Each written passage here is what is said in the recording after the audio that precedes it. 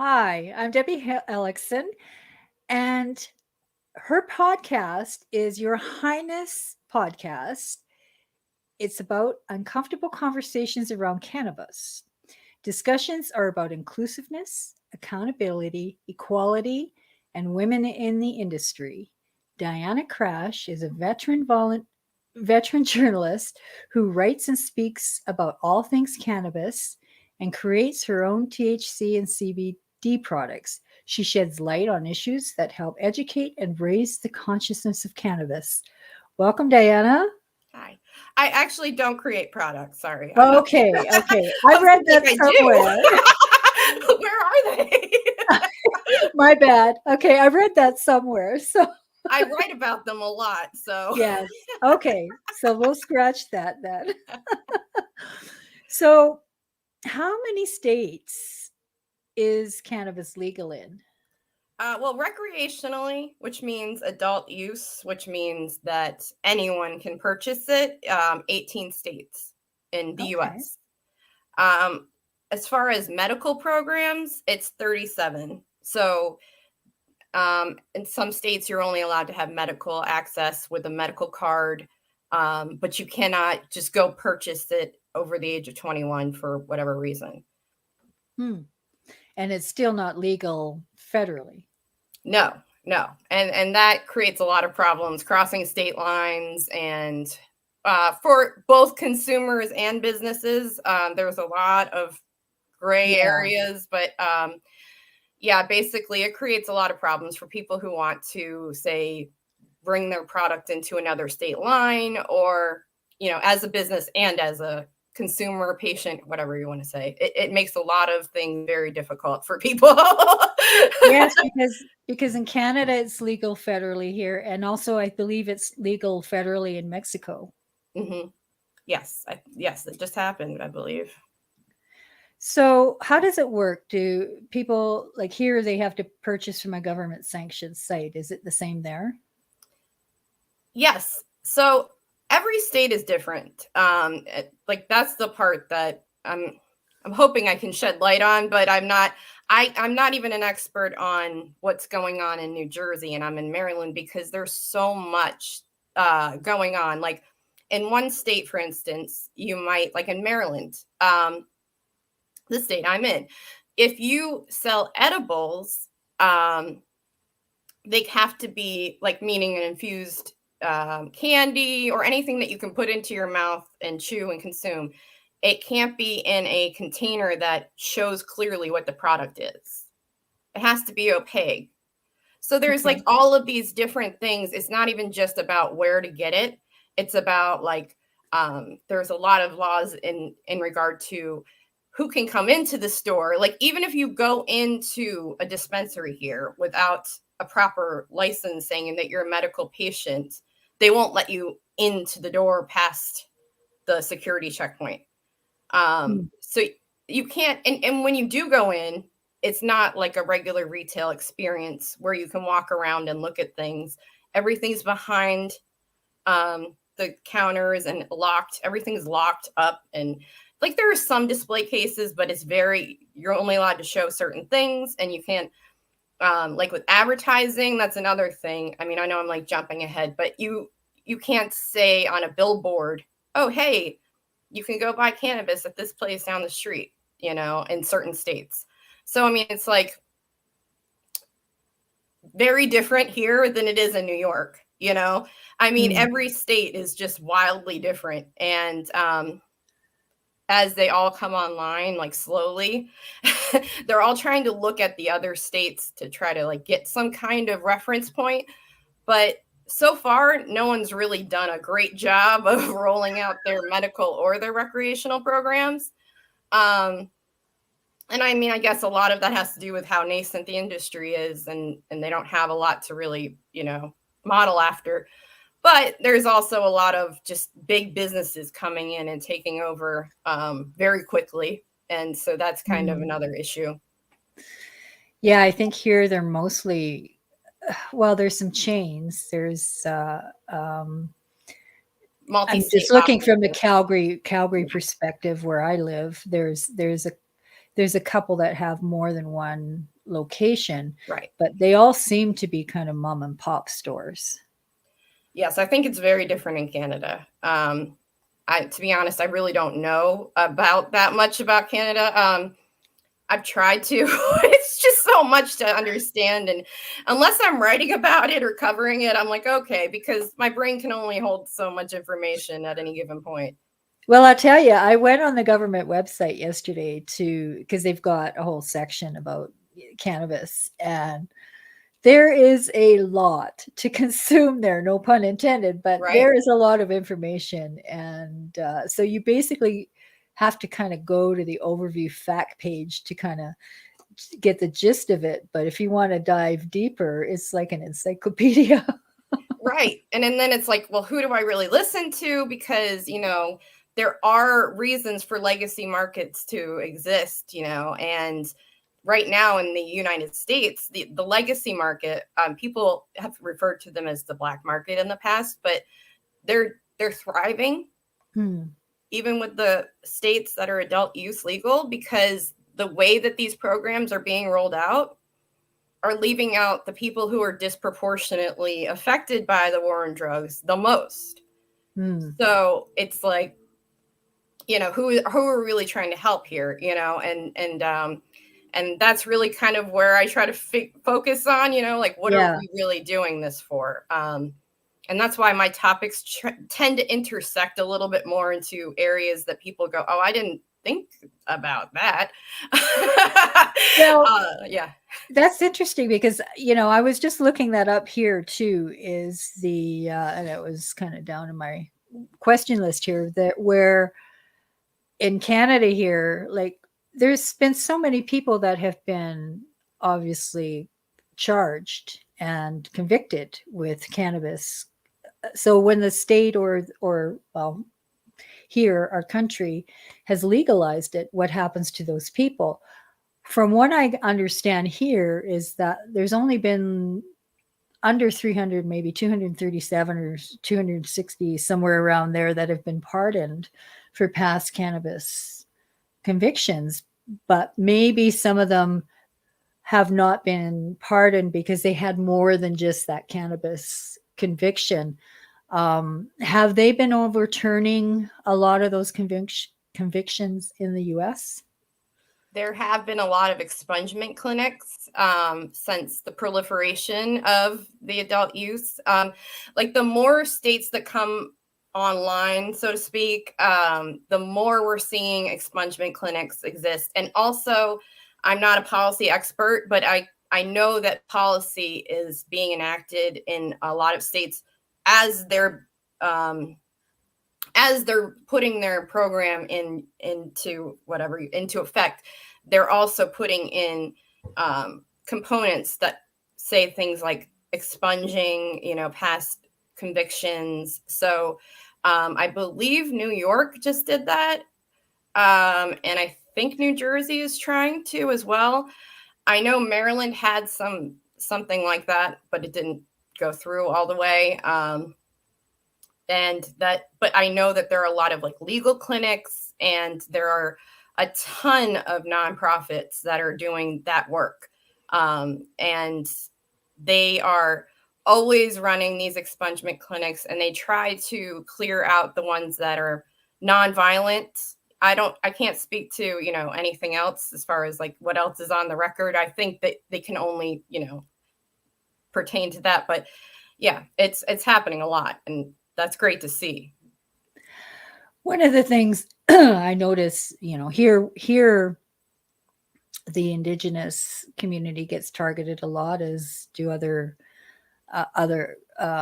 cultural communities, as it is down there. And it's sometimes seems with the convictions, particularly what I've seen in the US, is that they target those communities the most, or at least those are the people that seem to be convicted the most, and the least likely to get pardoned. Is that just am I just thinking that, or is that no? Is that what you're saying? Of fact, even going beyond the criminal conviction of it all, what I write about often is the child custody implications. And in America, at least, Black parents are targeted a lot more. I don't have the specific number off the top of my head, but they're targeted far more than white parents for cannabis related inquiries. White parents are targeted more towards meth inquiries, like they're, a suspicion or a drug test comes out positive.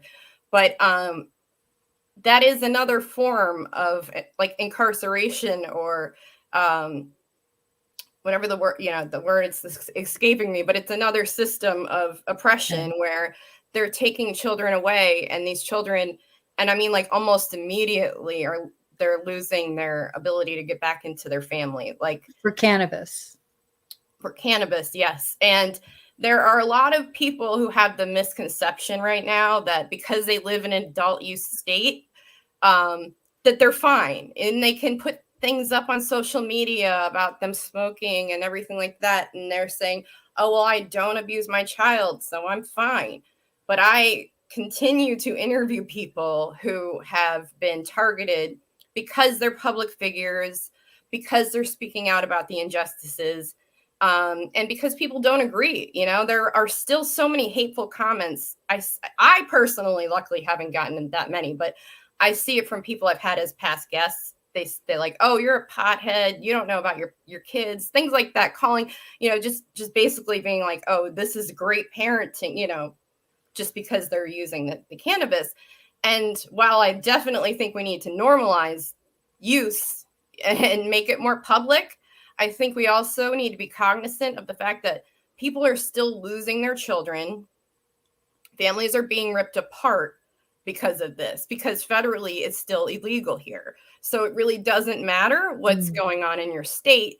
And it doesn't matter what the social worker tells you, because there are a lot of other social workers out there, or there are a lot of social workers out there who will say, we look for different things. We look for abuse. We look for X, Y, Z on top of cannabis use.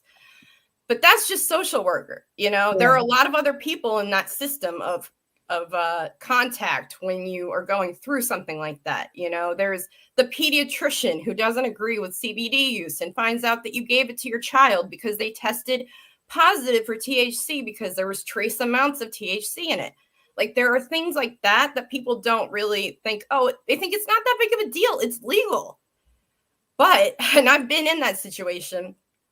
When I was pregnant, I was using cannabis. I was using CBD, full spectrum hemp CBD, which means that it had trace amounts of THC in it.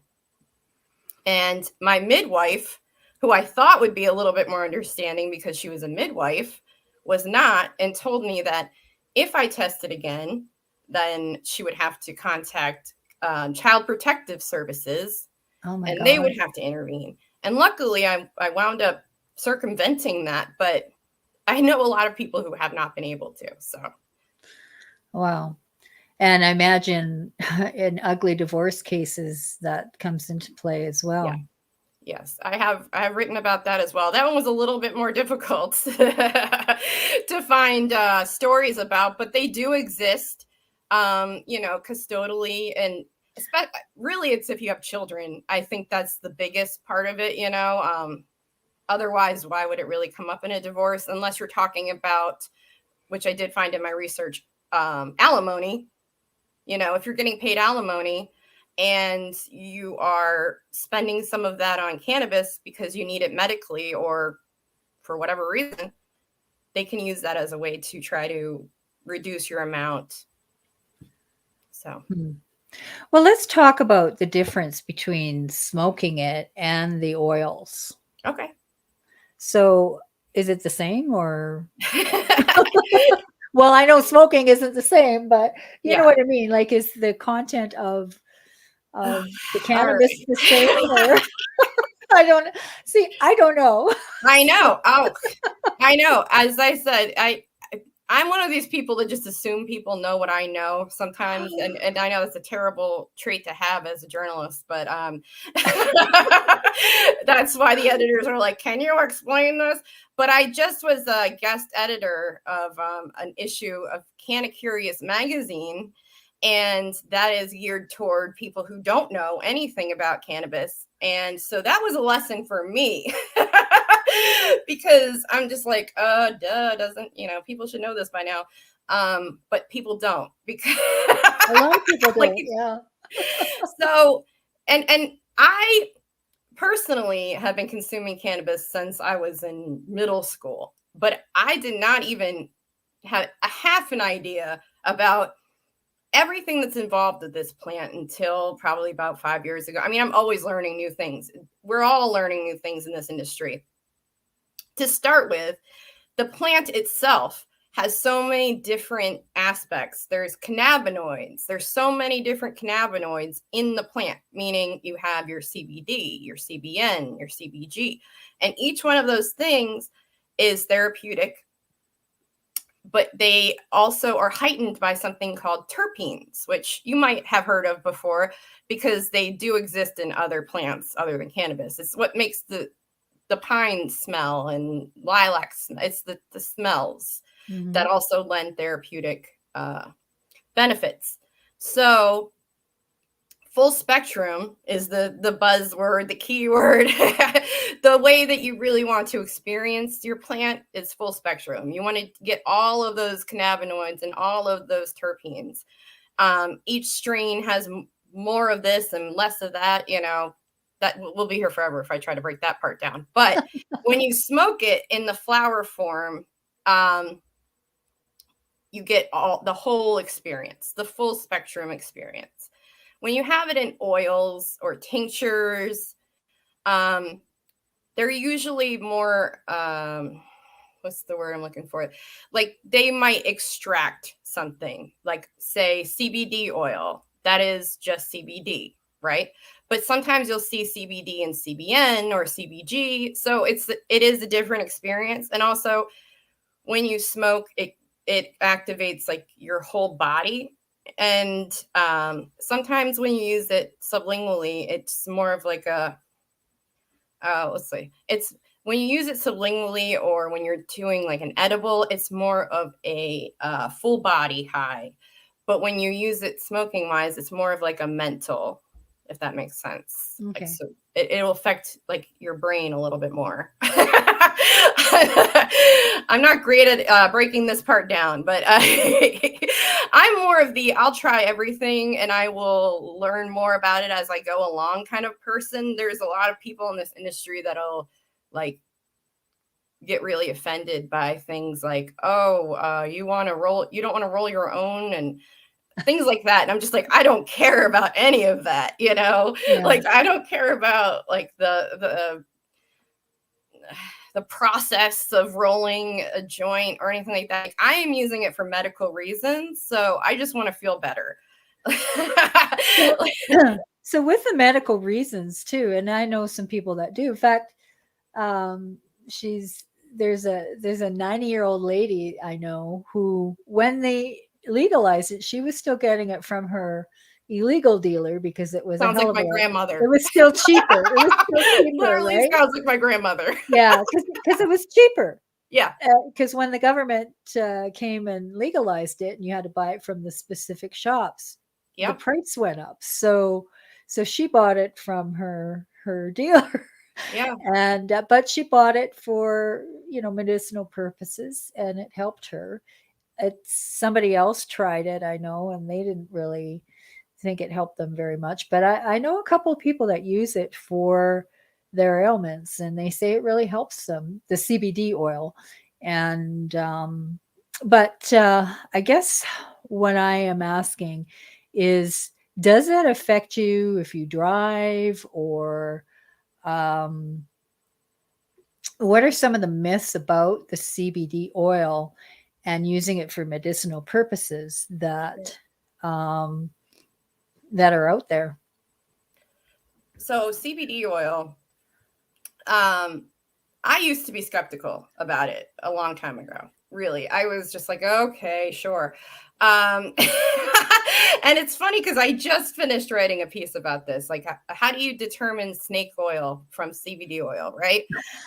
And it's funny that you just spoke about a 90-year-old woman, because my grandmother was the impetus for this article. She's 92 years old, and I sent her some CBD pain relief cream, and she was like, I don't really think it worked. But the thing is that I keep telling her you can't really tell how it's experiencing, or how you're experiencing it, until you take everything out of the equation.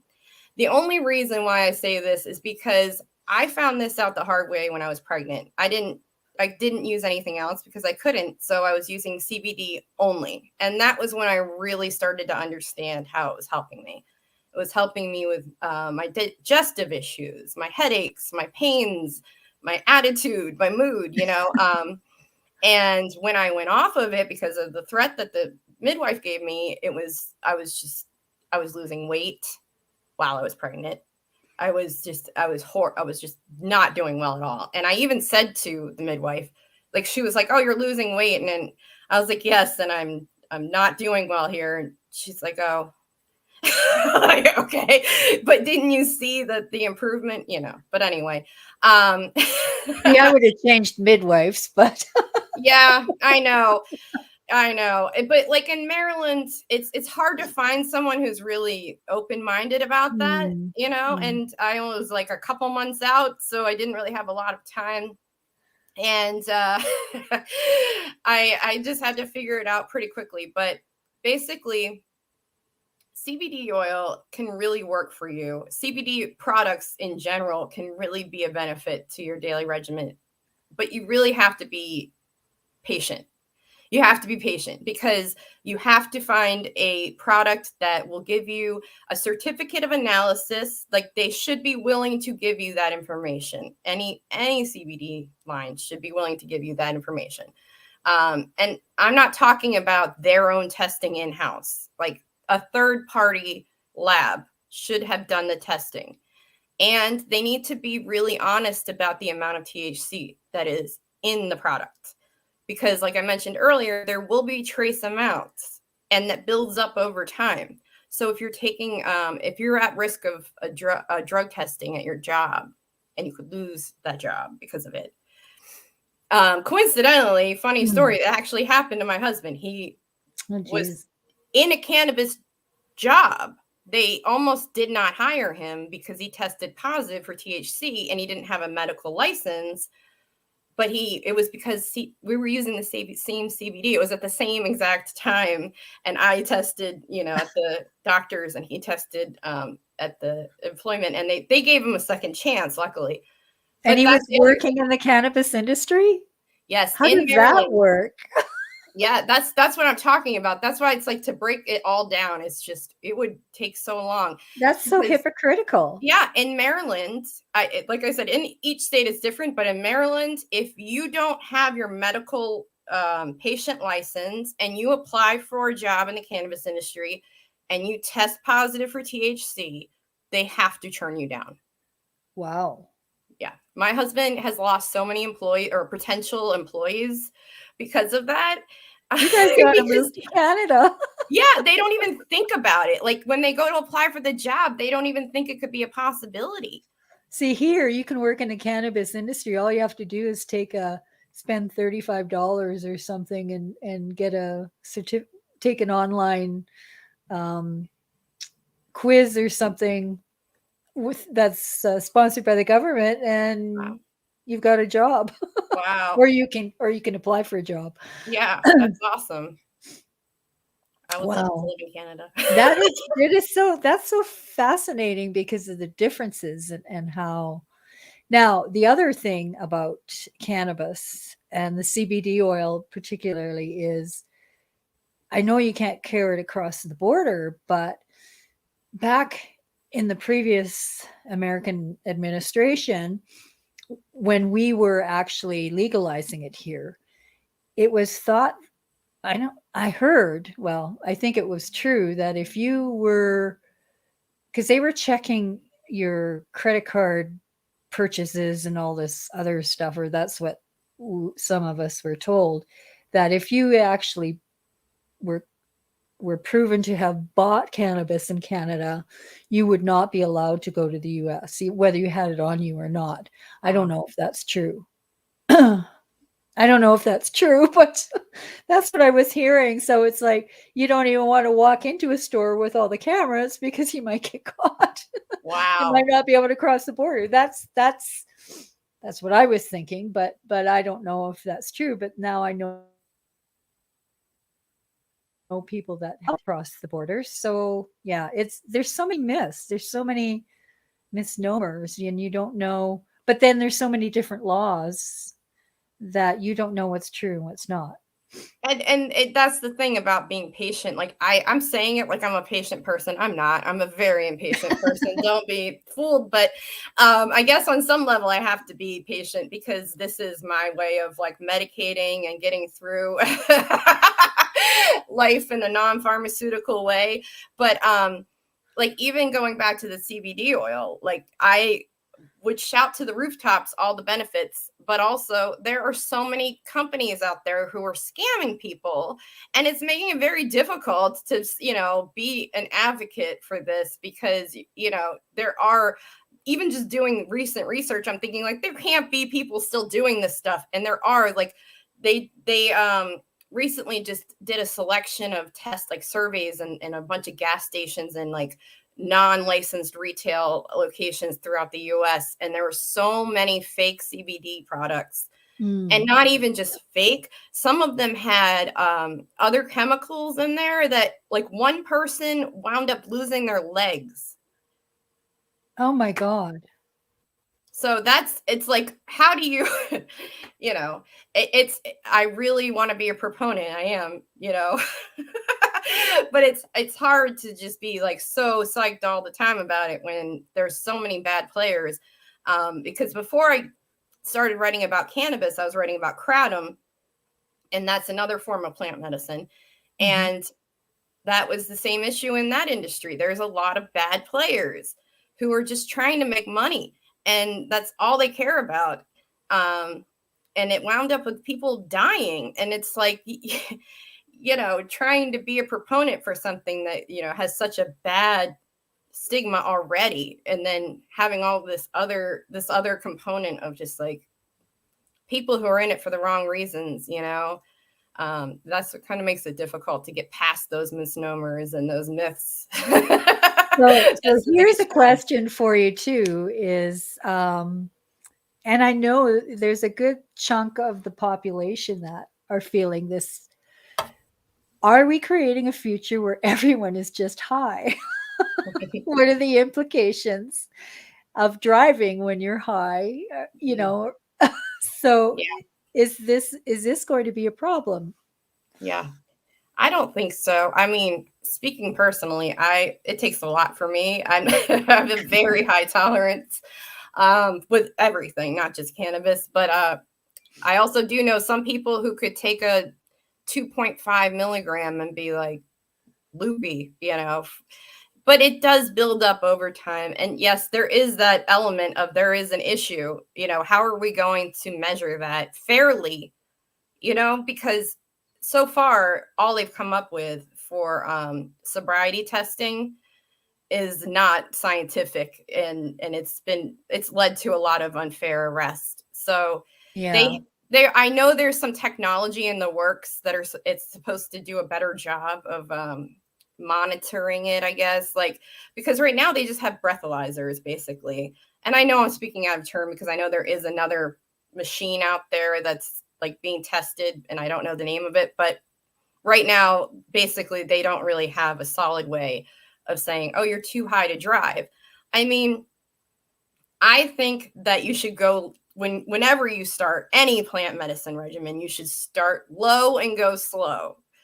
And that way there you avoid those type of things. I mean, that is pretty much the long and short of it. That's the only way to avoid, mass high drivers and major accidents and pileups and whatever. Because if you do that, you're guaranteed to just, and it might be annoying for a while because you might not feel anything, but starting off at the very lowest dose possible is the only way to really kind of avoid that. And I would also say that I think a lot of stories about inebriation have been exaggerated, because as long as you're paying attention to what you're consuming, you shouldn't really get into those kind of situations. I understand that there are edibles that are unmarked, and there are different situations you can get into by accident. But if you're being conscious about, like, if you're just trying to be a mindful consumer, then it is possible. There's so much education out there now. So That's a great tagline, by the way. Go low and go slow. yeah, You gotta use that. yeah. It's a good one. And it's one that I've had a hard time following, because I am the type that'll be like, oh, 5 milligrams, that's nothing. But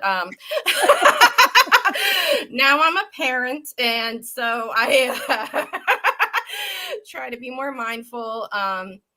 You know, I'm not on the floor ever. Like, I'm never passed out beyond recognition, or, you know, I don't get really high. So yeah. It's not an issue in my house. And my husband, he wasn't a consumer. Even when he began in the industry, he wasn't really a consumer either. So it's good to have someone that kind of balances me out. Like, he does now, but he's very, like, he uses very small doses, and he never gets high. So it's a good balance to have that, you know, especially when you have responsibilities like tiny humans. You really want to make sure you have someone else around, just in case those 5 milligrams, you know, hit you a different way. But yeah. So you talk about inclusiveness, equality, and accessibility in your podcast. Can you expound on that? So yes, I can. In the beginning of my podcast, about almost 5 years ago, there wasn't a lot of women talking about their cannabis use. And so that's how it began. And I wanted to empower and uplift, you know, basically promote women who were doing these awesome things in the industry. But then I realized after a while that it was kind of turning into like an infomercial. And I was like, this is not what's driving me as a journalist, in my writing, as a person who's trying to tell stories. So then I started looking at the intersections in the industry, like beyond just being a woman in cannabis, a woman who has a child, a woman who has an autoimmune disease. Those type of things is what drove me to start exploring the lack of inclusion and accessibility in this industry. And while I don't always explore those topics at length with every episode, sometimes it's just about highlighting somebody who's doing that on their own. I try to find something that person can talk about that's like beyond their product line or their launch of whatever. And I want to know like what kind of struggles they're having in this industry, and what are they seeing from their side of, you know, that kind of thing. So I try to include the people who are the most negatively impacted by the war on drugs, women of color, people who have disabilities. And that's a big issue, because while it's great to have access to the plant, it has to go beyond that. For example, this isn't on my podcast specifically, but I did write about how deaf people are having issues in dispensaries because there are no options for them to communicate in a confidential and safe way. So things like that, I try to bring attention to. Is there a ceiling on how far cannabis use can go, or are we saturating the market? I know in Canada here, like, or at least in Calgary, it seems like every street corner has a cannabis store.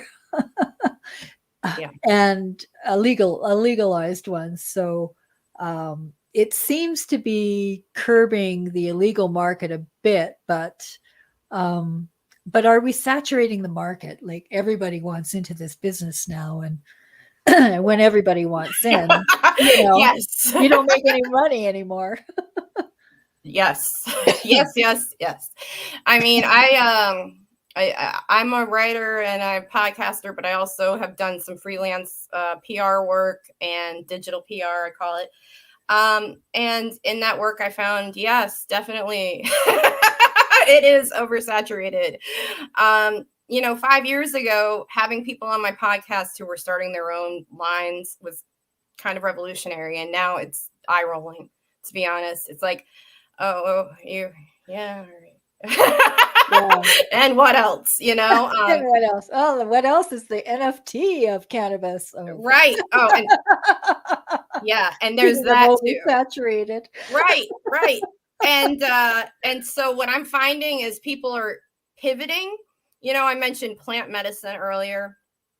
I try to keep everything under that umbrella because it seems like everyone's pivoting to this psilocybin, mushrooms, and those psychedelics, other psychedelics. And so there is more discussion about that. So I see that being the next thing. Really? And a lot of people in my circle already are starting to be like, well, I don't want to be just pigeonholed to cannabis. And so that opens up a slippery slope for legal purposes.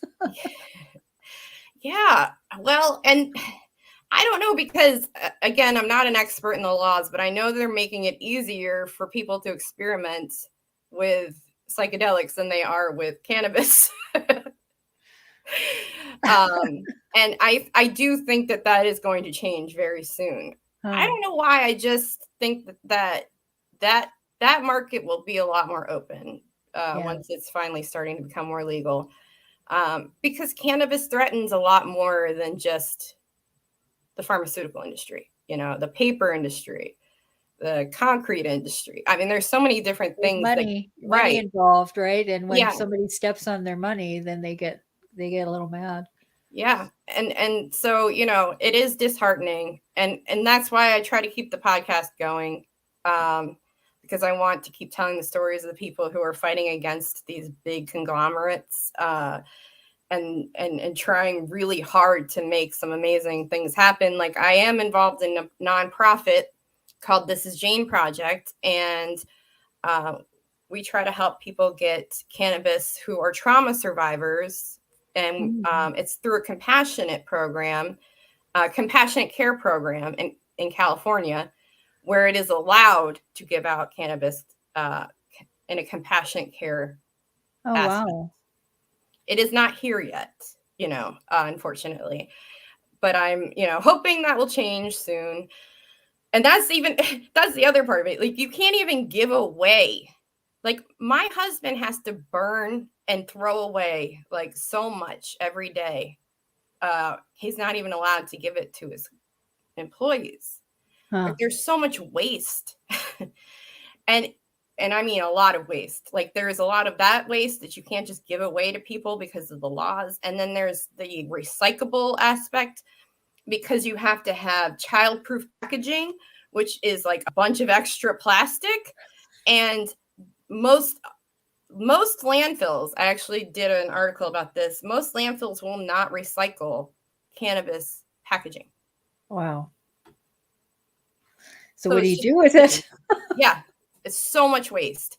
There was a small nonprofit here that was trying to do something about it, but they wound up running into a wall because where were they going to put it? They were trying to come up with, they were trying to create contracts with local landfills and like have them kind of change the landscape, so to speak, but they couldn't. It just didn't work because local laws prevent it from happening. Like, you are supposed to treat that trash differently because a plant touched it. Isn't that wild? It's just a plant. That kind of reminds me of the other aspect that you don't hear people talking about at the beginning. I don't know if it's better now, but banking. You couldn't deposit the money that you sold cannabis for. Yeah. Same. Even the legal states.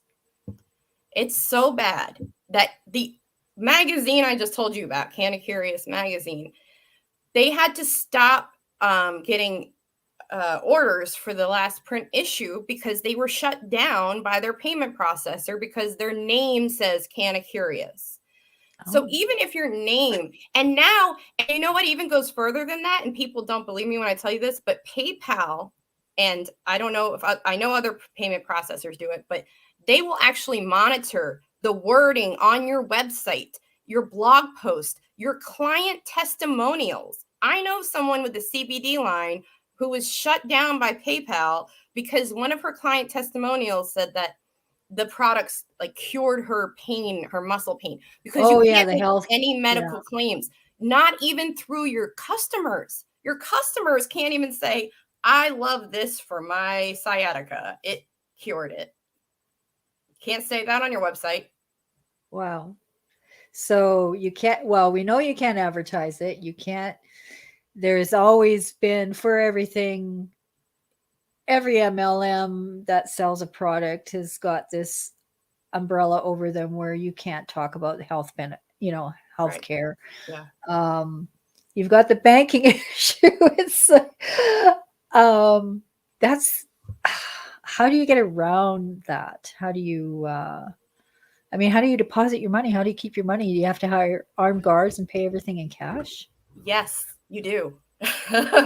And that's why these dispensaries are being targeted for robberies because, and a lot of them have experienced theft. I mean, a lot of it also has to do with the fact that we're in a recession, but yeah, it's a major issue. People it's still that way. I knew that it was that way at the beginning, but it's still that way today. Yeah, it's getting better in some situations, but not all the way. It's still a major issue. And businesses still can't write off regular expenses because they're considered selling illicit drugs. So under this tax code, they're even not under allowed. The legal state. Not even in a legal state. No, you can't write off things like advertising and, merch and things like that. Promotional. Good God, why would you want to go into that business? Just sell it illegally. Well, a lot of people still do, and they're thriving because of all of this. That's why. Talk about encouraging it, right? Truly, that is exactly why people say, like, basically stop disparaging the black market or the legacy market because it needs to exist. Because with all of this, effery, I'm saying because I don't know if I'm allowed to cuss on this, but, with all this BS that you have to deal with. Nobody cusses more than me, by the way. But although I haven't used it on the webcast, I don't think so. Yeah. But yeah, I don't think that's the case here in Canada, though. Because I think it's federally legalized. They want your money. They want you to pay taxes on it. Same with Mexico. I guess that's why Mexico, if it's done federally, duh. Yeah. That will be the change. But then it's like, I'm surprised. I'm so surprised because that I would think given all the money that seems to be driving politics these days in the US, that would have been the no-brainer number one thing that they would have done. That they were almost on that track for like a minute. But all of these politicians, I haven't been on the website in a while, but one of my favorite websites is followthemoney.org, and you can find out what any politician is paid, from who and all of that. And doing that, you find out so many of them get so much money from the pharmaceutical industry. Yes. And that's pretty much the long and short of it. It's the and this challenges the pharmaceutical market. Oh yeah. Because they already have their formulations, they're ready to take over and dominate. It just has to be at the right moment.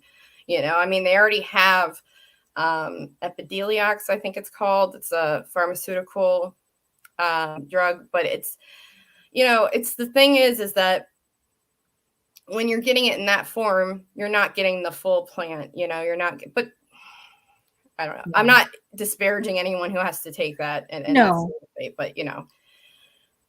No. Oh, well, So what's your best advice for someone who isn't sure about it, but they're kind of afraid to take that first step, even though they know so many people where it's really helped their chronic illnesses? Yeah. I mean, like I said earlier, start low and go slow. If you're in Canada, you're in good. You don't have to do You're in a much. good spot. Yeah, no, but it can be scary, and there are a lot of resources out there. And I would say try to find something like that first as a way to see like what else other people are saying who are in your situation and what do they recommend, because I know it changes all the time. It changes for me just for like availability purposes, because sometimes a strain I like will not be available at the dispensary. But that all being said, if you go into a dispensary, trust the people that work there. They are trained extensively. They will help you out if you say like, look, I don't want to get high. I just wanted this, you know? And if they come at you with all of this terpenes and stuff and it's too much, then, I would, Go like this. yeah, like, hold on. But websites like Realm of Caring, which is a really great nonprofit, they have like an extensive library about every single part of the plant that you could possibly think of and how it can treat every single disease and illness and whatever. And going from that point, and getting somebody who's been around for a while and finding a product line that gives you that third party testing, look for that third party testing. That is key. And yeah, from there on, it's basically kind of a crapshoot. I'm kidding. No, but you can tailor it over time, and I'm always changing mine, and I'm adjusting, and adding this and trying that. So it's a process, but just don't be scared. Well, it's no different than medication, pharmaceutical medication, because we have to do that with that too, in Yeah. some cases. Yeah, and it doesn't stay in your system nearly as long as some pharmaceuticals. So a lot of times, worst case scenario, you take a nap and you're fine. Yeah. I mean, that's my really the worst situation I've been in. I took a nap and I was fine. Well, Diana, this is so great. I could go on all day on this topic. It was fascinating, and I learned a lot. Oh, And I hope the audience has too. I hope Thank so. you so much for this. Thank you so much. Oh my God, I am so honored. Thank you. Have a great day.